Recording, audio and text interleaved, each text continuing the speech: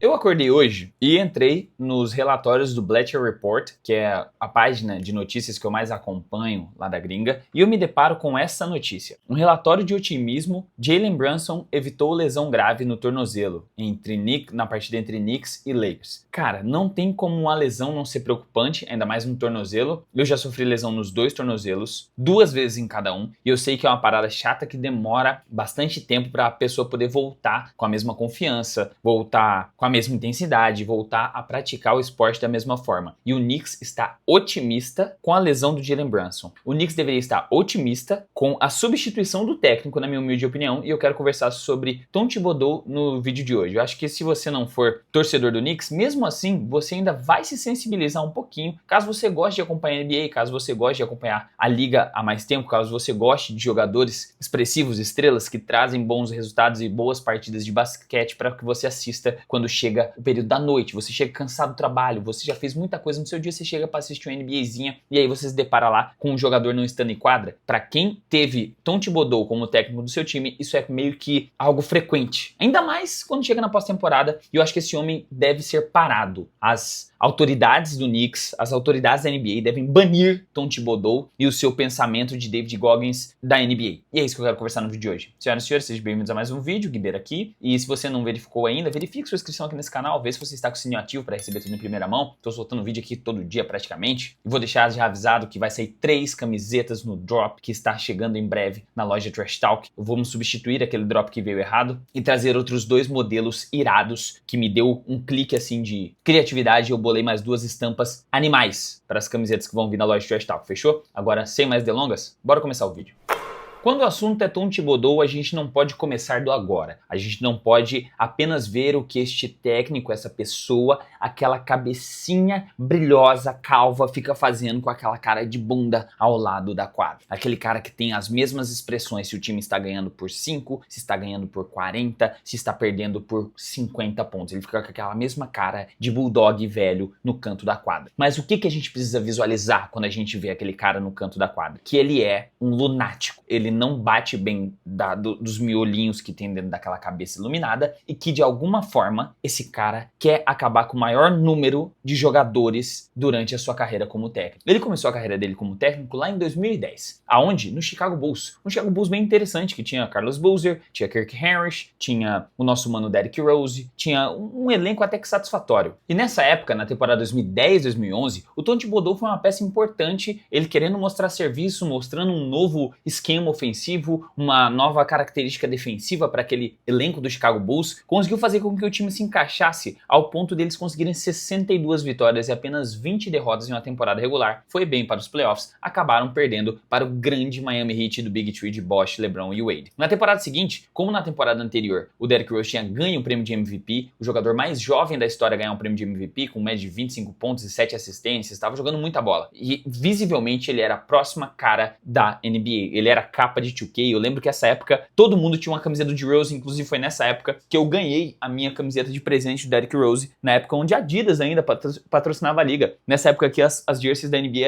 eram mais interessantes, na minha humilde opinião. Tinha um pouco mais de, não sei, mais personalidade talvez. Eu achava que elas eram um pouco diferentes. Eu gosto da Nike, só que a Nike acaba errando na hora de trazer coisas novas e revivendo coisas antigas para poder que faça sucesso nas vendas. Mas, mano, já tô desviando muito do assunto. E em 2011, 2012, segunda temporada dele no Chicago Bulls, aconteceu o infame caso do ligamento cruzado do joelho do Derrick Rose explodir durante uma infiltração que ele fez em uma partida que já estava ganha por 12 pontos de vantagem, faltando 2 minutos para acabar. E presta atenção, o Chicago Bulls naquela época estava tendo uma temporada de 50 vitórias e uns quebradinhos de derrota, porque não era uma temporada assim convencional, tinha tido um lockout, tinha tido um desacordo de valores de salário com os jogadores e os donos das franquias, e eles estavam enfrentando um dos últimos colocados para os playoffs, um dos piores times naquele ano. Não tem porquê um cara que já joga mais de 36 minutos por partida durante a temporada regular chegar nos playoffs, você deixar ele nos últimos 2 minutos de partida. Na verdade, não só ele, você estava deixando todos os titulares, faltando 2 minutos para acabar a partida, com 12 pontos de vantagem. Não tem o menor dos sentidos. Algumas pessoas precisam descansar neste exato momento, principalmente se você depende de um cara para carregar a pontuação. Lá estava o Derrick Rose, e um estilo de infiltração que ele deve ter feito ao longo longo de sua carreira durante umas 1.500 vezes. Mas só que naquele dia, naquela noite, ele acabou lesionando. Explodiu o joelho do cara, muita gente vai acabar falando, nossa, aquilo podia ter acontecido em qualquer momento. Cara, poderia ter acontecido a qualquer momento mais pra frente, pelo estilo de jogo, pela alimentação ruim que o Derrick Rose tinha, mas uma coisa é inegável. Aquele jogo não precisava que o Derrick Rose estivesse daquela forma por tanto tempo em quadra. Não precisava, cara. Então, eu sou um dos caras que acredito que o Tom Thibodeau foi um dos responsáveis, um dos motivos que levaram ao fim da carreira do Derrick Rose antes mesmo dela chegar ao seu auge. Aí, beleza, por que eu tive que voltar neste acontecimento? Porque o Tom Thibodeau, ele só foi demitido do Chicago Bulls na temporada de 2015-2016. Para a temporada de 2016, né? Antes de começar a temporada de 2016,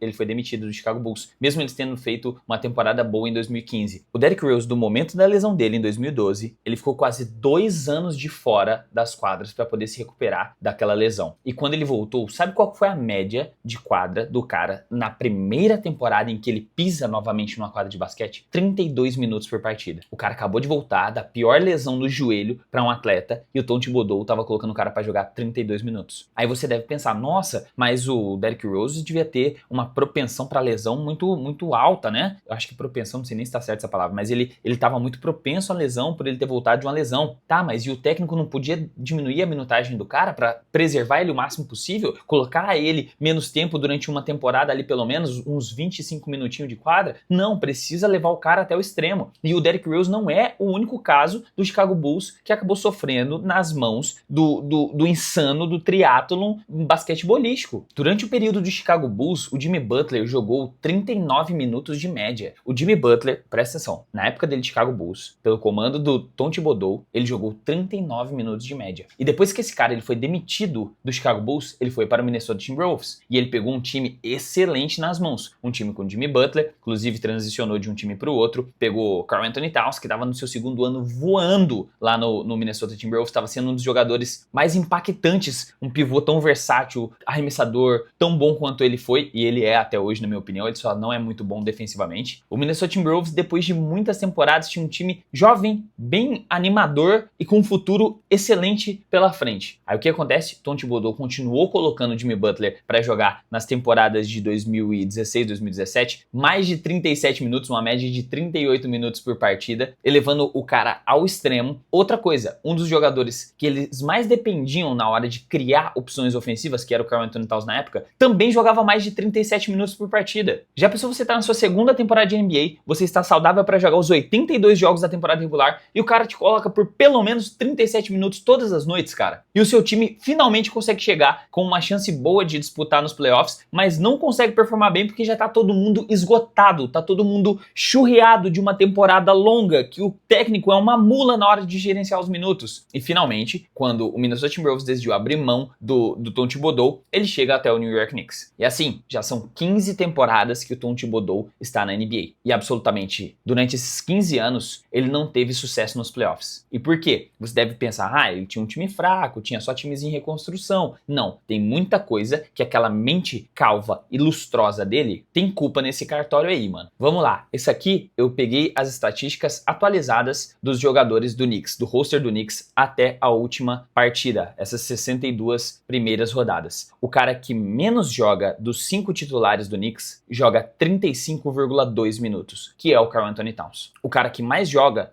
38 minutos por partida, que é o Michael Bridges. Eu sei que o Michael Bridges é um Iron Man, é um cara que não perdeu jogos desde que ele chegou na liga. É um cara que tem a maior média de minutos, ou a segunda maior média de minutos, só está atrás, acho que do Tyrese Maxey, posso estar enganado, mas o Tyrese Maxey tá jogando sozinho lá, tem um podcaster lesionado e um outro amigo da escala 1/6. É meio que justificável esse cara estar jogando tanto tempo, mas só que, cara, por que os 5 principais jogadores do time jogam 36 minutos, 35 minutos mais todas as noites? Não, tem que ter uma explicação plausível. O cara se importa tanto com o recorde de temporada regular ao ponto de sacrificar a saúde de todos os jogadores que ele depende, já que o Knicks não tem muita profundidade, abrir mão de tudo que tinha para montar um quinteto titular, só tem 5 jogadores titulares decentes e um reserva. Para isso, para poder fazer, o Knicks teve uma boa temporada, olha lá, ficou em terceiro do leste, com 53 vitórias, 55 vitórias, vamos colocar aí. Para isso, você está sacrificando o bem-estar dos atletas para chegar na pós-temporada, que é onde você precisa que eles joguem essa quantidade de minutos, por causa de um recorde que não vai servir de absolutamente nada, que ninguém vai lembrar quando acabar ou tiver o campeão da NBA, só vai lembrar quem que ganhou temporada 24-25? Ah, foi fulano. Ah, mas ciclano teve um bom recorde. Não, porra, ninguém lembra, cara. Ninguém tá nem aí pro recorde de temporada regular. A única coisa que é impressionante quando um recorde de temporada regular é ruim. Só assim que ele é impressionante. Por exemplo, o Miami Heat. Ele é lembrado por 2 vezes eles terem um recorde mediano, uma das vezes ele sendo classificado como 8º colocado, chegar até uma final de NBA. Aí um recorde ruim é lembrado. Mas caso contrário, ninguém lembra quem tá nesse meio termo, velho. E é um caso muito específico, um ponto muito fora da curva. Se vocês se lembram dos playoffs do ano passado, onde o Knicks foi eliminado num jogo 7 contra o Indiana Pacers, uma partida que o Indiana mereceu toda a vitória, o Knicks teve ao longo daqueles playoffs, daquela corrida de playoffs, em uma das melhores temporadas dos últimos anos da franquia, foi 52 vitórias, se não me engano, e 30 derrotas ano passado. O time que teve, aspirações a, quem sabe, disputar um título nas temporadas que estavam por vir. Uma temporada mágica, com a chegada de OG Anunoby, com o Jalen Brunson se estabelecendo como uma estrela, como um dos melhores armadores da Conferência Leste. Então, aquela temporada mágica teve boa parte de bênçãos, porque o Tom Thibodeau fez um esquema defensivo que funcionou muito bem, a parte ofensiva estava conectando legal, o OG Anunoby era um baita jogador, só que o fato dele explorar os jogadores titulares até o máximo fez com que chegasse na pós-temporada e a gente tivesse ao longo da corrida de playoffs 6 jogadores lesionados. Jalen Brunson quebrou a mão, o nosso mano OG Anunoby teve lesão no cotovelo e ainda por cima estava jogando 30 e foda-se minutos, quase 40 minutos por partida. Durante os playoffs ele estava jogando mais de 40 minutos o OG Anunoby, tanto que ele desfalcou durante 4 jogos, se não me engano, dessa série contra o Indiana Pacers. A gente abriu 2-0 na série e acabou perdendo em 7 jogos por causa que estava desfalcado do OG Anunoby, que era um dos principais jogadores, o cara que defendia o Tyrese Haliburton de frente. A gente perdeu o Julius Randle também, que estava jogando 37 minutos, 36 minutos e meio, e o Julius Randle, querendo ou não, ele era uma peça importante naquele time. Mitchell Robinson foi o único caso que jogou pouco, mas se lesionou, mas teve aquele puxão na perna do Joel Embiid, teve outras situações. Então, cara, você vê 6 jogadores desfalcando seu time durante uma pós-temporada. Você não acha que tem algum problema com você, cara? Meu Deus, cara, eu tô falando isso aqui como se fosse uma carta aberta para o Tom Thibodeau, mas ele nunca vai ver esse vídeo. Aí chega nessa temporada, velho, ele quase me causa um infarto no miocárdio catastrófico. Primeiro, ele tá fazendo os jogadores que eu citei jogar tudo isso de minuto. Segundo, o Karl Anthony Towns se lesiona no meio de uma partida aleatória contra o Boston Celtics. O cara fica mancando, sai segurando o joelho, deita no banco de reservas porque tá sentindo dor no joelho. Faltando 8 minutos para acabar o jogo, a gente perdendo por 20 pontos, ele vai lá e devolve o cara pra quadra. Você só pode estar comendo fezes. Aí o pior, calma que o pior ainda está por vir, porque na época que ocorreu essa lesão do Karl Anthony Towns, que ele desfalcou o time por algumas partidas, foram acho que 2 partidas só, foi pouquinho. Tom Thibodeau utilizou um cara chamado Ariel Okuporti, que é o center que agora se tornou a terceira opção do Knicks, né? Ele veio para ser meio que um Mitchell Robinson, substituto dele nesse período que o Mitchell Robinson tava de fora, só que não ganhou muita minutagem, porque Tom Thibodeau não abre muito espaço assim para jogadores em desenvolvimento, porque ele quer resultados imediatos e quer explorar os jogadores da lineup titular ao máximo. E o Ariel Okuporti, ele rasgou o ACL. O ACL eu não sabia o que era, e eu fui pesquisar. Ele teve uma ruptura no ligamento que conecta o osso da coxa, o fêmur, com o osso da canela, a tíbia. E deixa eu te falar uma coisa, mesmo o cara tendo lesionado o joelho, nessa partida que o Karl Anthony Towns estava de fora, o Tom Thibodeau colocou o cara de novo pra jogar. Cara, eu odeio meu time, mano. Então, rapaziada, só pra encerrar o assunto, mais uma vez, o torcedor do Knicks, ele vai sofrer quando chegar na pós-temporada. Por quê? Nós temos um time excelente em mãos, um dos melhores times que o Knicks teve desde 2013, um dos melhores elencos desde os anos 2000, que chegou numa final de NBA, e tem um potencial gigantesco esse elenco, precisa de poucas peças, poucos ajustes, um pouco mais de profundidade no banco de reservas, só que esse time não vai performar absolutamente nada quando chegar na pós-temporada, porque os jogadores vão estar absolutamente esgotados de uma temporada regular extremamente longa, cansativa, de muitos minutos de quadra, e quando chegar na pós-temporada, você pode ter certeza que esses 37 minutos de média que todos os 5 titulares jogam, vai subir para 42. E aí virão lesões, e aí vai vir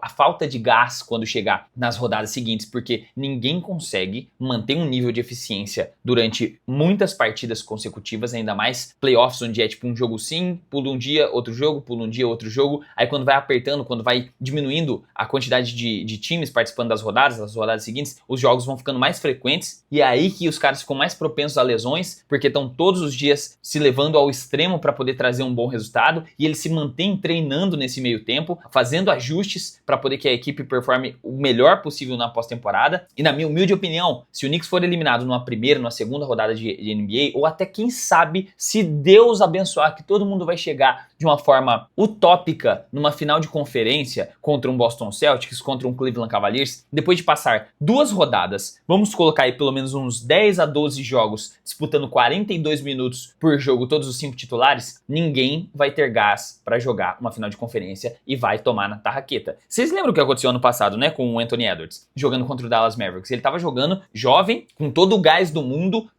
atingindo números assim, sendo comparado a Michael Jordan. Quando chegou na final de conferência contra o Dallas Mavericks, foi colocado no bolso contra o Kyrie Irving, porque ele não tinha gás para marcar o Kyrie Irving, mano. Então isso faz muita diferença. A distribuição de minutos para poder manter os jogadores bem ao longo de uma temporada faz muita diferença, na pós-temporada mais ainda, e a gente simplesmente não tem profundidade para ser campeão da NBA. A gente, no caso, o Knicks, mano. Isso é muito triste porque eu, como um fã do New York Knicks, né? Eu, como um cara que tinha grandes esperanças para essa temporada, a cada dia que passa só fico mais triste quando eu assisto o meu time, mano. Tá correto, mano. Mas e aí, se você for torcedor do New York Knicks, ou se você vem acompanhado alguma das partidas que o Knicks vem enfrentando aí, se jogou contra o seu time, coloca sua opinião aqui nos comentários. O que você acha do elenco, o que você acha do técnico, o que você acha desse monte de minuto, o que você acha desse excesso de minutos de um triatleta que o Tom Thibodeau faz os titulares jogarem. Quero saber sua opinião aqui nos comentários. Se você ficou até aqui, considere se inscrever aqui embaixo, ativar o sininho, deixar um like. E se você quiser ajudar mais diretamente, faça como essa rapaziada linda aqui, ó, que são os All-Stars, rapaziada dos membros, que tem alguns benefícios, inclusive vão ter um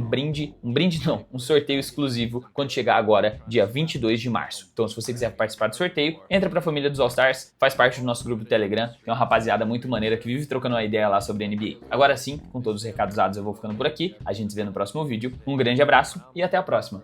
Falou!